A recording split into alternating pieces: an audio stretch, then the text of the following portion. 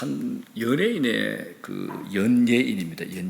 연예인의 기도 이야기를 제가 들은 적이 있습니다. 이제 개그계의 신사로 불려졌고 크게 성공한 사업가였습니다. 유명한 속옷으로 성공한 분인데 이 사람이 성폭행범으로 검찰에 고소를 당한 적이 있습니다.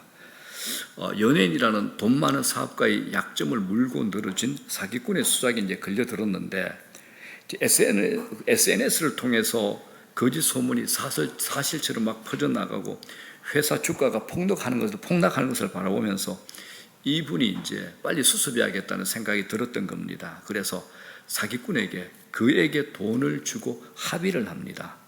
그런데 이 합의금에 이제 발목이 잡힌 거죠. 재판부에 마치 자기가 자신의 죄를 인정한 듯 비춰진 겁니다. 더군다나 피해자라는 여성과 공범 두 명이 얼마나 치밀하게 말을 맞춰놨던지 도저히 빠져나갈 틈이 없었던 겁니다. 결국 1심에서 유죄 판결을 받았습니다. 그 지경이 되자 불신자였던 이 사람이 두 손을 들고 하나님 앞에 나아갑니다. 오랜 세월 지갑 속에 넣어두었던 부적을 던져버리고 대신에 조그만 나무 십자가를 넣고 다니면서 하나님께 매달리기 시작합니다. 한 번은 지금은 고인이 된 김자옥 권사님이죠. 권사님 댁에서 개그맨 박미선 씨 그리고 이성미 씨와 함께 네 사람의 기도 모임을 가졌답니다.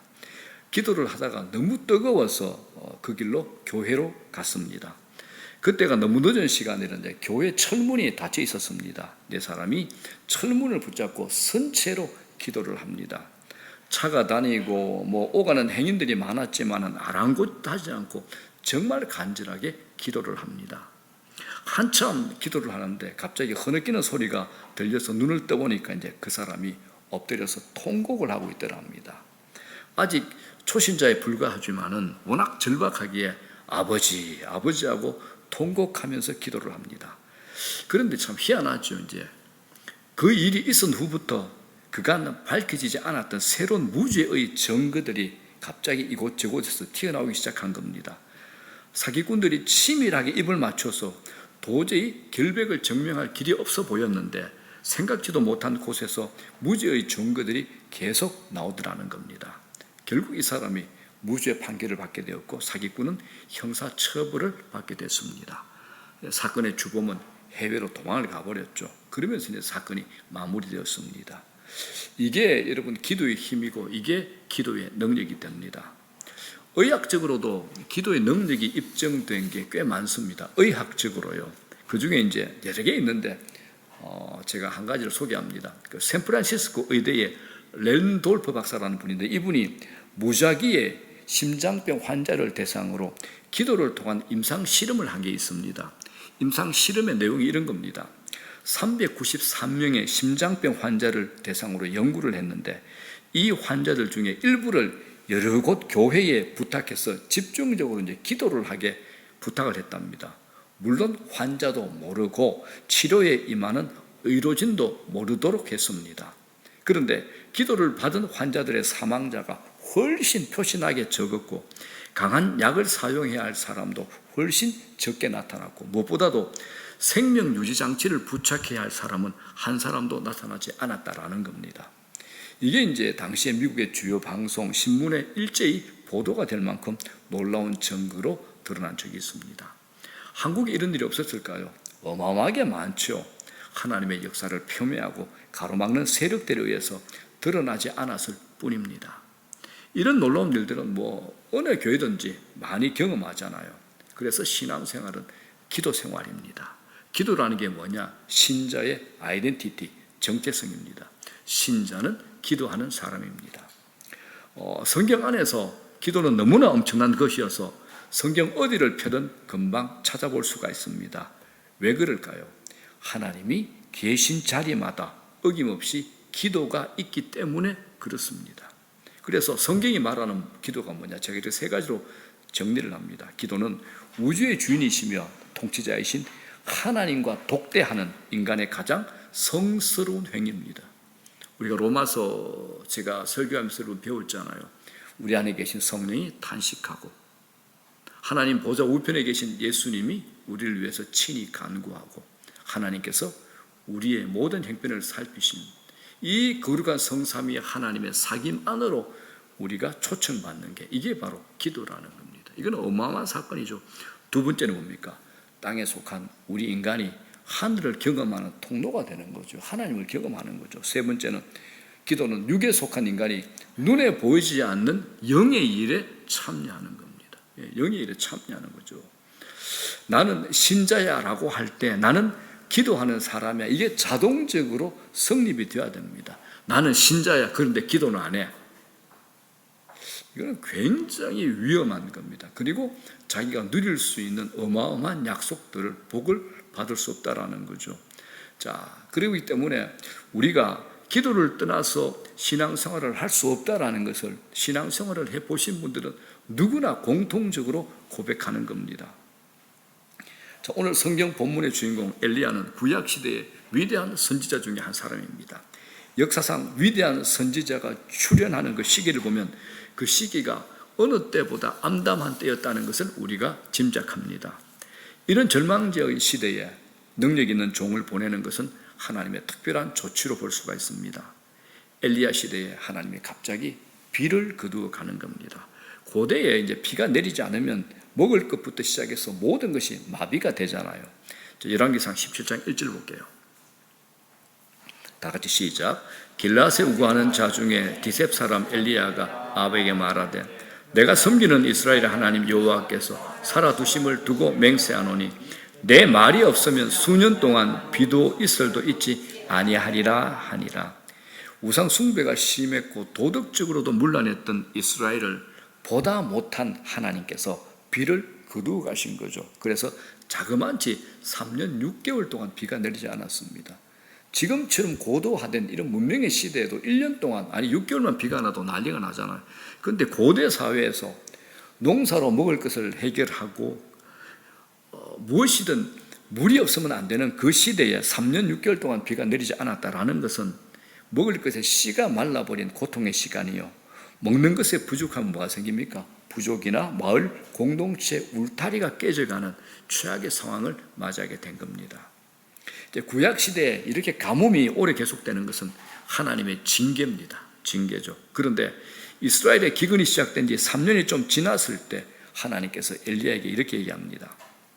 내가 비를 지면에 내리리라. 이렇게 약속을 하신 겁니다. 여러분, 이게 뭐냐?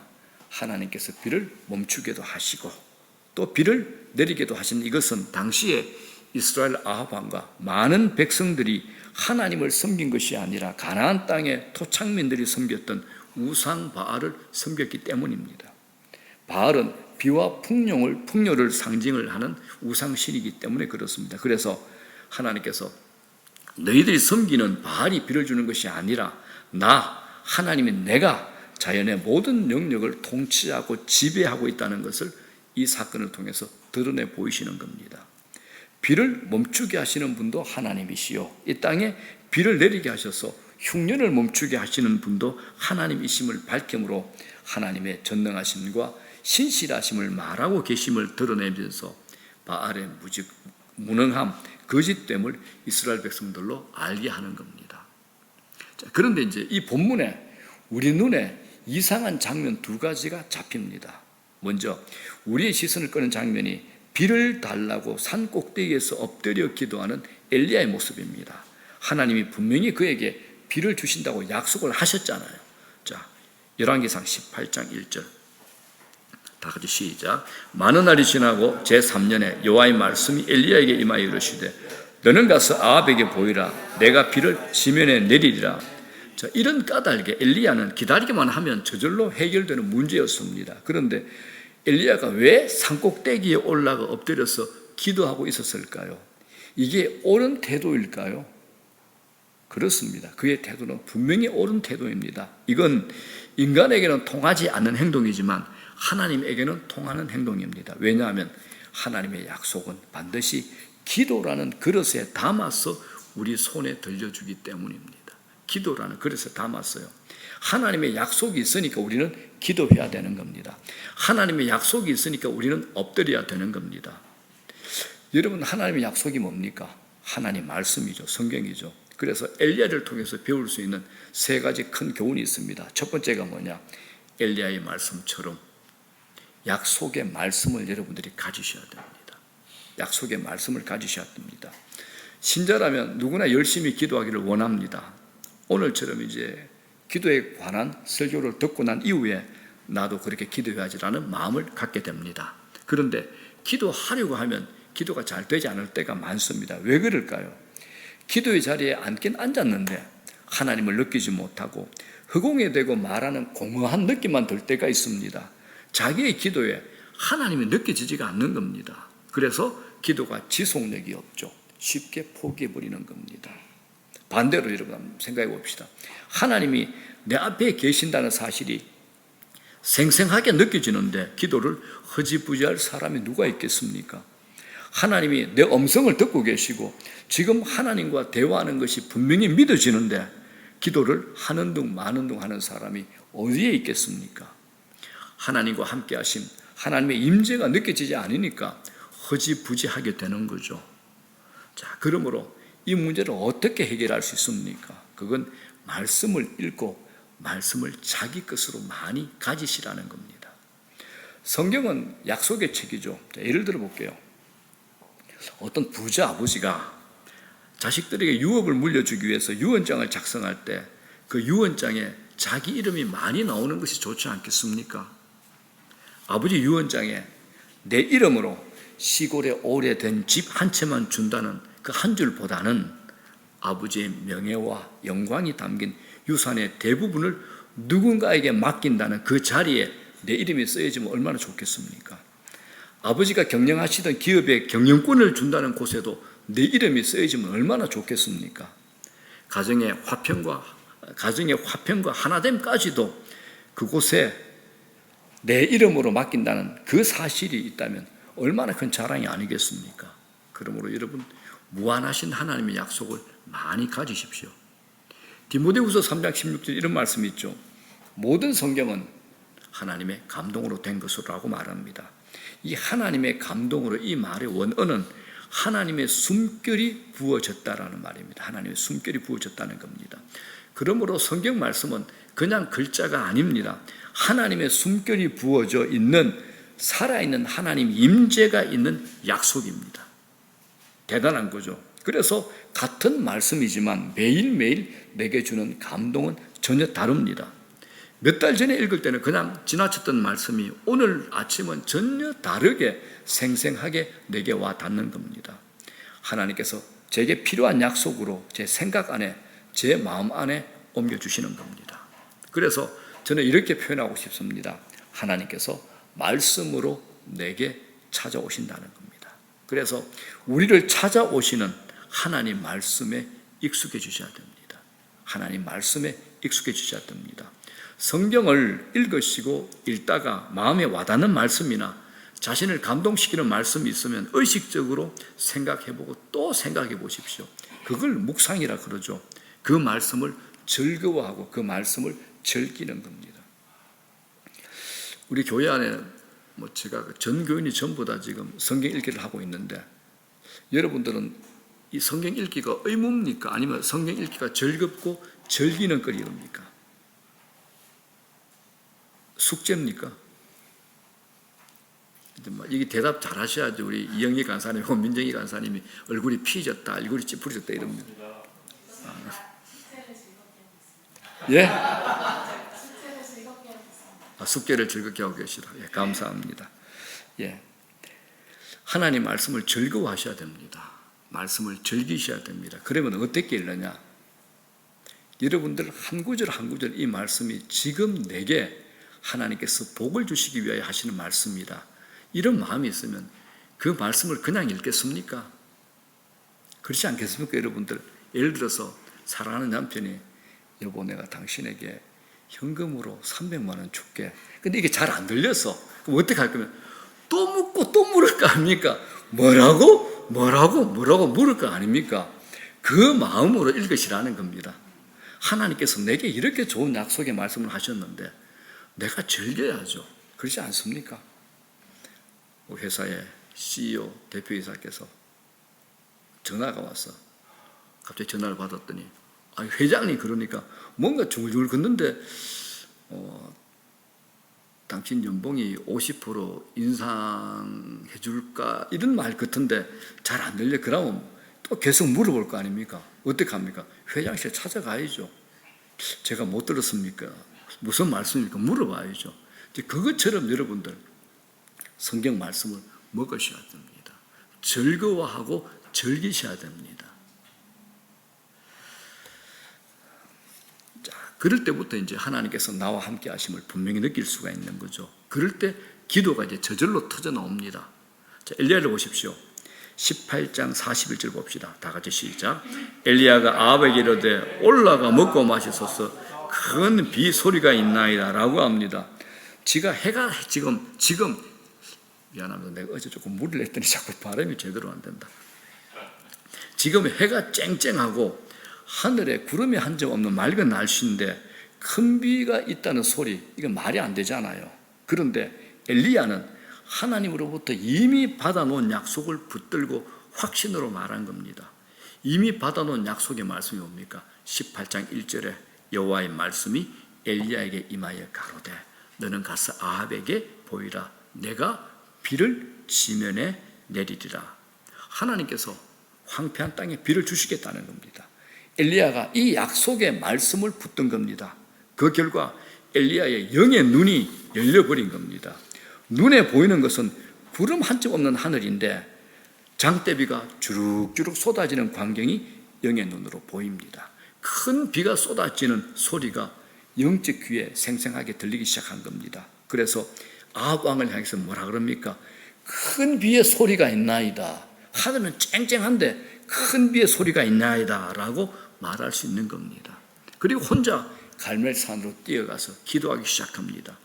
비가 쏟아지는 소리가 들리는데 하나님의 임재가 분명히 느껴지는데 기도가 터져나오지 않을 수가 없는 겁니다. 우리도 마찬가지 하나님 말씀을 가지셔야 됩니다. 아기가 어떻게 말을 배우게 됩니까? 옆에서 말을 해주는 사람이 있기 때문에 말을 배웁니다. 아기는 자기가 듣는 만큼 말을 잘하게 됩니다. 기도의 말도 마찬가지입니다. 먼저 이 하나님 말씀을 여러분 들어야 기도가 나옵니다. 하나님 말씀이 내 심령이 많이 들어와 쌓여야 기도의 말문이 트이는 겁니다. 아니면 늘 한 3분 정도 하고 나면 기도할 게 별로 없습니다. 온 우주를 가슴에 품고 기도하고 기도봐야 5분 하면 할 게 없습니다. 목사님 그 다음에 기도 못하죠? 그러죠. 그 다음에 기도를 하려고 막 하다 보면 그때 또 야고보 말씀이 생각이 납니다. 정욕으로 구하면 내가 그 기도 응답 안 한다. 이게 내가 정욕으로 구하는 건지 아닌지 긴가민가 의심하다가 현실로 갔다가 의심하다가 사실로 왔다가 그러다가 기도가 멈추게 되는 거죠. 그럼 기도가 재미가 없는 겁니다. 그러므로 여러분들 유명한 종교개혁자 마틴 루터가 이렇게 말을 했습니다. 성경 한 장은 기도에 불을 붙일 수 있는 라이트라고 했습니다. 기도에 불을 붙일 수 있는 라이트라고 했습니다. 하나님 말씀이 기도에 불꽃이 일어나게 만드는 라이트라는 겁니다. 그러므로 여러분 주일 예배 시간에 들은 말씀을 묵상하십시오. 그것을 자신의 삶에 적용시키면서 생각을 확장시켜 보십시오. 그러면 자신도 모르게 입에서 기도가 술술 나오게 됩니다. 그런 의미에서 설교는 여러분 기도의 본질적인 재료가 됩니다. 들은 것을 묵상하다 보면 설교자인 저보다 훨씬 더 풍성하고 구체적인 하나님의 약속을 가질 수 있게 되는 겁니다. 그러면 기도하고 싶은 마음이 간절해집니다. 기도하지 말라고 해도 기도가 좋다고 기도하게 됩니다. 여러분 그 강과 바다를 만나는 지점을 기수지역이라고 그러죠. 좁은 인생의 영역이 확장되는 영적 기수지역이 말씀을 통해서 기도할 때 만들어지는 겁니다. 영적 기수지역이. 여러분 하나님의 약속의 말씀을 많이 가지십시오. 그리고 기도할 때 그 말씀이 떠올라 자신을 가지고 확신으로 기도하는 겁니다. 그러면 기도의 시간이 굉장히 깊어지고 풍성하고 언제나 또한 하나님 말씀 앞에 내가 집중하고 그 말씀을 즐거워하고 즐길 수 있게 되는 겁니다. 자, 두 번째입니다. 엘리야를 통해서 배울 수 있는 기도의 기원 두 번째, 엘리야처럼 집중하며 기도하십시오. 자, 엘리야가 아합을 보낸 후에 혼자서 갈멜산 꼭대기로 올라갑니다. 왜 거기로 올라갔을까요? 갈멜산 꼭대기가 엘리야의 기도의 골방이기 때문입니다. 세상과 단절하고 오직 하나님과 만나 대화하는 기도의 골방이기 때문에 엘리야는 그쪽으로 올라갑니다. 그런데 기도의 자세가 특이합니다. 제가 신학대학원 1학년 때 실천 신학할 때, 지금도 그 교수님이 생각이 나는데 그 교수가 저희들한테 숙제를 줬습니다. 엘리야의 이 기도의 자세로 한번 기도해보라고. 42절 이렇게 기도를 합니다. 시작.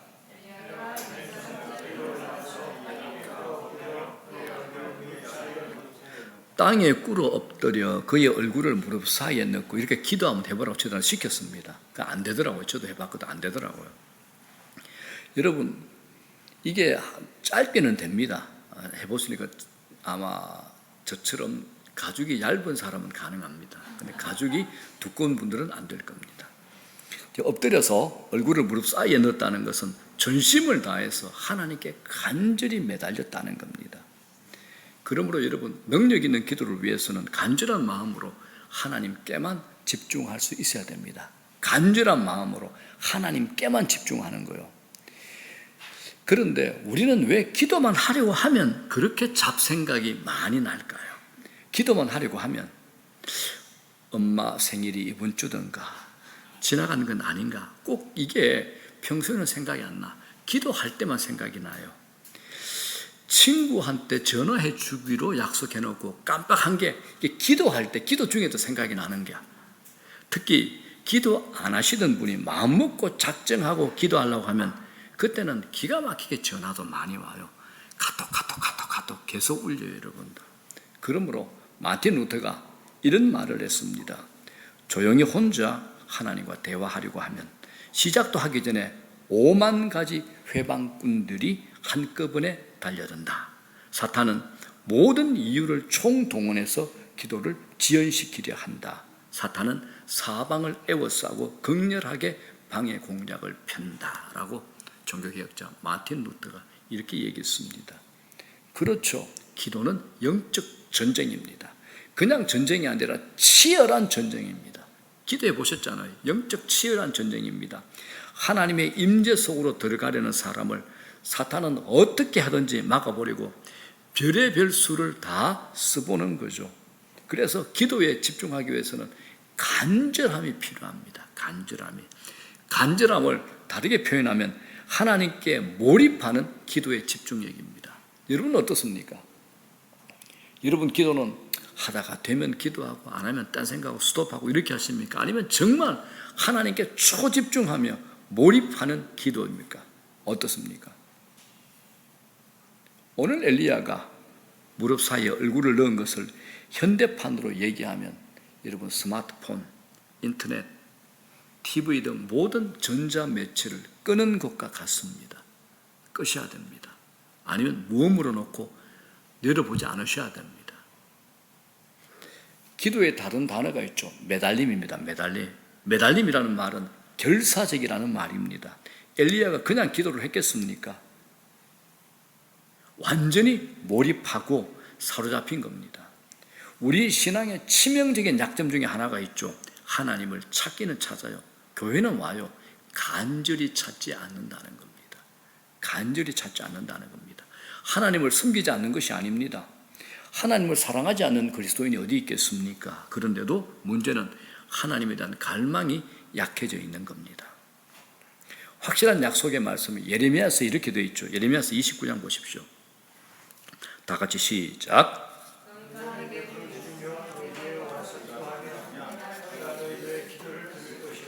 너희가 온 마음으로 나를 구하면 나를 찾을 것이요 나를 만나리라. 여기서 제일 중요한 단어가 뭡니까? 온 마음입니다. 온 마음으로 나를 구하면. 우리가 하나님께 나아갈 때 하나님은 나의 태도에 관심을 가지고 계십니다. 그래서 어떤 신학자는 영성이 뭐냐라고 했을 때 하나님을 향한 자세와 태도라고 말을 합니다. 여러분들은 어떻습니까? 하나님을 향한 자세와 태도 말입니다. 나의 태도와 자세에 따라 하나님을 만날 수 있는지 없는지가 결정이 된다라는 겁니다. 요한계시록에 이제 3장에 7 교회가 나오죠. 그 중에 이 시대의 교회를 나타내는 교회는 마지막에 등장하는 라오디게아 교회입니다. 그 교회를 향한 책망이 있습니다. 그들이 하나님을 믿지 않는 것이 아니라 하나님을 향한 그들의 마음이 미지근했다는 겁니다. 이 미지근한 태도에 주님의 냉엄한 심판이 있습니다. 토하여 내치리라, 토하여 내치리라입니다. 예수님이 하신 말씀 중에 이보다 더 심한 말은 없습니다.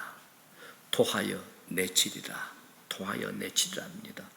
미지근한 태도로 하는 영적 태도에 대해서 하나님은 아주 냉정한 표현을 하신 겁니다.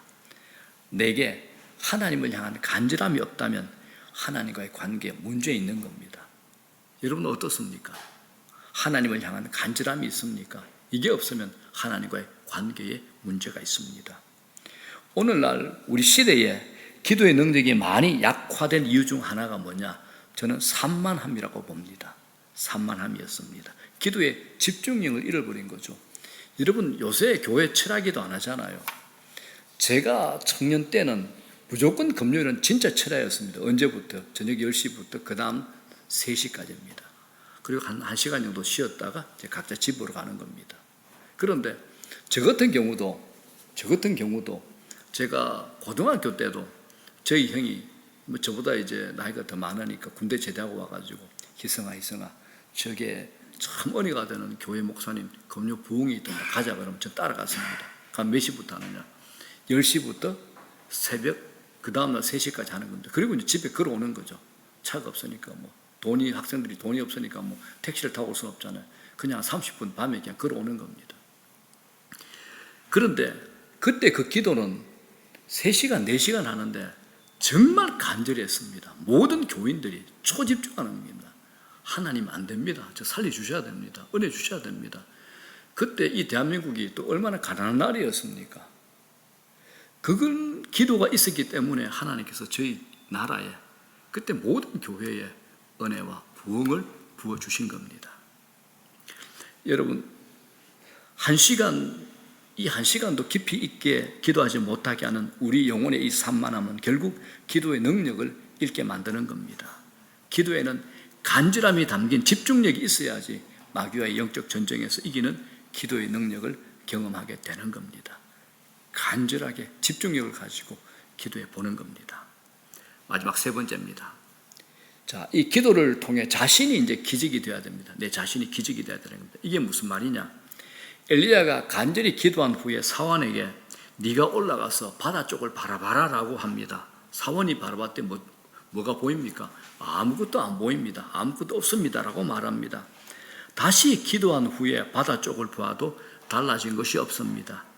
그래도 엘리야는 낙심하지 않고 계속 끝까지 구합니다. 기도합니다. 마침내 몇 번째요? 7번째가 되었을 때 바다에서 사람 손바닥만한 작은 구름이 일어납니다. 응답이 나타난 거죠. 그렇게도 바라던 그때부터 장대비가 쏟아집니다.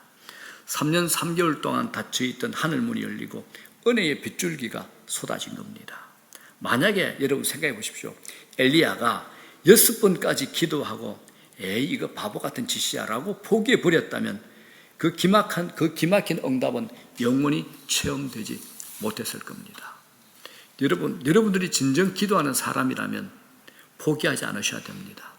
성부는 어디에서 나느냐 하면 한 사람은 99일까지 하고 한 사람은 100일까지 하여 하루 차이가 나지만 이건 굉장히 큰 차이가 됩니다. 응답 받을 때까지 포기하지 않고 기도하는 겁니다. 하나님의 때가 임할 때까지 기도하는 겁니다. 하나님의 사람들이 기도를 포기했다. 끝입니다. 응답이 올 때까지 포기하지 않고 기도해야 하는 겁니다. 기도에 있어서 하늘 문을 여는 기도는 어떤 기도냐? 포기하지 않는 기도입니다. 제가 지금 한 10년 정도 됐나요? 제가 제자 훈련을 하고 있는데 모든 제자 훈련하는 시간은 동일합니다. 제일 먼저 묻는 질문이 뭘까요? 1시간 기도하고 있습니까? 기도 생활이 어떻습니까? 지겹게 들을 겁니다. 그래서 어떤 분들은 나한테 그 답을 하기 위해서라도 기도하고 온답니다. 그래서 이제 기도가 손에 잡히는 거죠. 하나님의 때가 임할 때까지 기도해야 되는 겁니다. 하나님의 사람들이 기도를 포기한다. 이건 끝이 나는 겁니다. 기도에 있어서 하늘 문은 열린 기도가 어떤 기도냐? 포기하지 않는 기도입니다. 자, 그렇다면 이제 우리의 마지막 질문이 있습니다. 궁금증이 있습니다. 왜 하나님은 당신의 자녀들을 사랑한다는데 내 기도를 단번에 응답해 주시지 않을까? 이 궁금함이 우리에게 생깁니다. 응답하심에 확신도 주셨는데 왜 늦어질까? 이 답답함들이 우리에게 있을 겁니다. 자, 제가 아주 재미있는 이야기를 하나 하겠습니다. 시골의 한 통나무 집에 병약한 어떤 남자가 살고 있었습니다. 집 앞에 큰 바위가 하나 있었어요. 그런데 이 사람이 이 바위 때문에 집으로 들어가는 출입이 너무 힘들었습니다. 그래서 그 바위를 치워달라고 하나님께 기도했더니 하나님께서 밤에 꿈에 나타나서 말씀하시는 겁니다. 사랑하는 아들아, 내가 네 기도 잘 들었다. 집 앞에 바위를 매일 밀어보렴. 응답을 받았잖아요. 그때부터 희망을 가지고 바위를 매일 밀었던 겁니다. 그런데 1년이 지났는데 아무 변화가 없는 거야. 바위가 1cm도 옮겨지지 않았던 겁니다. 지난 1년간의 헛수고가 억울해가지고 엉엉 울었습니다. 그리고 기도의 시간에 하나님께 원망하면서 말을 쏟아놨습니다. 그때 하나님께서 하시는 말씀이 얘야, 내가 너한테 바위를 옮기라고 한 적이 없단다. 그냥 바위를 밀라고 했을 뿐이다. 이제 거울로 가서 네 모습을 바라보렴. 이런 응답을 하시더랍니다. 그런데 거울 앞에 서서 자신을 살피는 남자가 깜짝 놀랐습니다. 거울 속에 이전에 병약하던 자신의 모습은 온데간데 없고 튼튼한 근육질의 남자가 서 있는 겁니다. 그때 깨달음이 생겼습니다. 그렇구나. 지난 1년 동안 밤마다 하던 기침이 사라졌구나. 그리고 내가 밤에 잠도 잘 잤지. 하나님의 계획이 뭡니까? 응답이 뭡니까? 바위를 옮기는 게 아니라 그 사람, 그 자신을 변화시키는 것이었습니다. 그렇다면 이제 우리가 다시 질문할 수 있습니다. 하나님이 우리를 단번에 응답해 주시지 않는 이유가 무엇일까요? 우리의 기도에 단번에 응답해 주시지 않는 이유가 뭘까요? 하나님이 우리 자신을 변화시키기 위함입니다. 우리 자신을 변화시키기 위함입니다. 우리의 기도가 그렇습니다. 처음에는 하나님, 우리 가정에 이런 문제를 해결해 주세요라고 기도합니다. 이건 바위를 옮겨달라는 기도입니다. 그런데 계속 기도하다 보면 나 자신이 변합니다. 거뜬하게 내가 이겨내고 있는 겁니다. 이것만은 양보 못해 라고 씨름하던 것들이 이제 얼마나 시시하고 하찮은 것들인가 깨닫게 되는 겁니다. 근심 걱정에 찌들어 사는 사람 있잖아요. 염려가 전공인 사람, 또 두려움이 늘 억누르고 있던 이런 사람들도 이제 자기가 단련이 되면 야, 내가 겨우 그까지 일로 그렇게 내가 신경 쓰고 노심초사했던가라고 생각을 하게 됩니다. 전에는 그렇게 크게 보이던 세상의 걱정 근심이 이제는 아무것도 아닌 사소한 일로, 작은 일로 느껴지게 되는 겁니다. 왜요? 기도하는 동안 성령께서 우리 안에서 역사하셔서 내 관점이 달라지게 만들고 내 생각이 달라지게 만드는 겁니다. 그래서 영적으로 튼튼해지고 맷집이 생기는 겁니다. 내 마음의 수다쟁이라는 스티븐 퍼팅 목사가 쓴 책이 있습니다. 이 목사님이 이 책 안에 자기 할아버지에 대한 간증을 이렇게 씁니다. 이 할아버지는 중증 치매를 앓고 있는 할머니로 인해서 말년을 너무 힘들게 보냈다고 합니다. 치매가 오기 전에 할머니는 정말 교양 있고 예의 바르고 정갈한 분이셨는데, 그런데 이 할머니가 치매가 오자 눈뜨고는 못 볼 지경으로 망가지신 겁니다. 한 분은 밤중에 남편 할아버지를 성추행범으로 오해하고 이제 칼을 찾고 휘둘렀다고 합니다. 몸을 식히겠다고 욕실로 데려갔더니 갑자기 욕을 하고 난리를 치는 일이 한두 번이 아니었던 겁니다. 그런 할머니를 위해서 할아버지가 기도합니다. 기적을 베풀어서 상태가 호전되게 해달라는 기도를 합니다. 행복한 임종을 맞게 해달라고 기도를 합니다. 그런데도 이 병세가 호전되기는커녕 점점점 더 나빠져 가는 겁니다. 그런 정도가 되면 힘이 빠져서 기도도 뭐고 다 때려치우고 싶지 않겠습니까? 그런데 이 할아버지는 하나님을 신뢰하면서 계속 기도합니다. 그런데 이 변화가 할머니가 아니라 할아버지에게 일어난 겁니다. 할아버지가 할머니를 불쌍히 여기는 마음이 더 간절해지신 겁니다.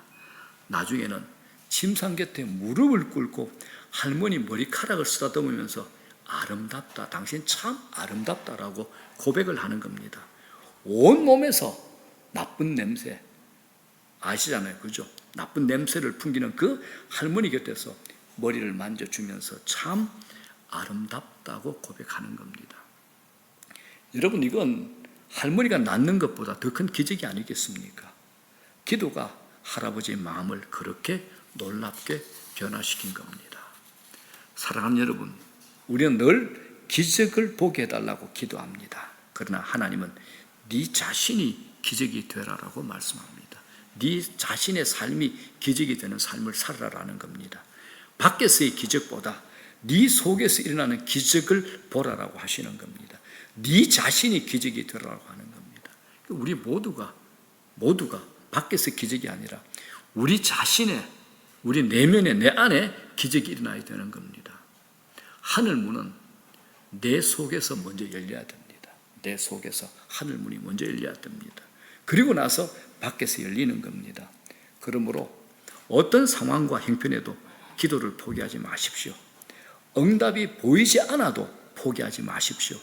하나님께서 나를 바꾸어서 문제의 바위를 나로 넘어서게 하든지 아니면 내 앞에 고난의 바위를 치워주시든지 둘 중에 하나로 하나님께서 응답하실 겁니다. 이제 말씀 정리합니다. 여러분, 하나님의 약속을 많이 가지셔야 됩니다. 하나님 말씀을 절구하십시오. 말씀을 읽고 그 내용을 즐겨보십시오. 그것을 자신의 삶에 적용시켜서 확장시켜 보라는 겁니다. 그러면 자신도 모르게 입에서 기도가 술술 나오게 됩니다. 두 번째는요, 기도는 영적인 전쟁입니다. 그냥 전쟁이 아니라 치열한 전쟁입니다.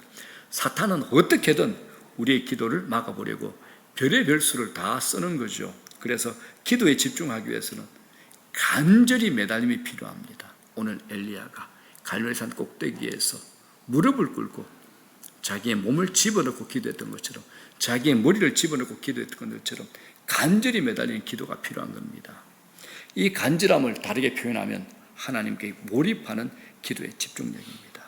세 번째는 뭘까요? 자신이 기적이 되어야 되는 겁니다. 하늘문은 내 속에서 먼저 열립니다. 그리고 밖에서 열리는 겁니다. 하나님께서 나를 바꾸어 문제의 바위를 나로 넘어서게 하든지 아니면 내 앞에 고난의 바위를 치워주시든지 둘 중에 하나가 될 겁니다. 자, 엘리야를 통해서 배울 수 있는 기도의 교훈 세 가지입니다. 첫 번째는요, 엘리야처럼, 다 같이 시작. 엘리야처럼 약속의 말씀을, 둘째, 엘리야처럼 집중하여 기도하십시오.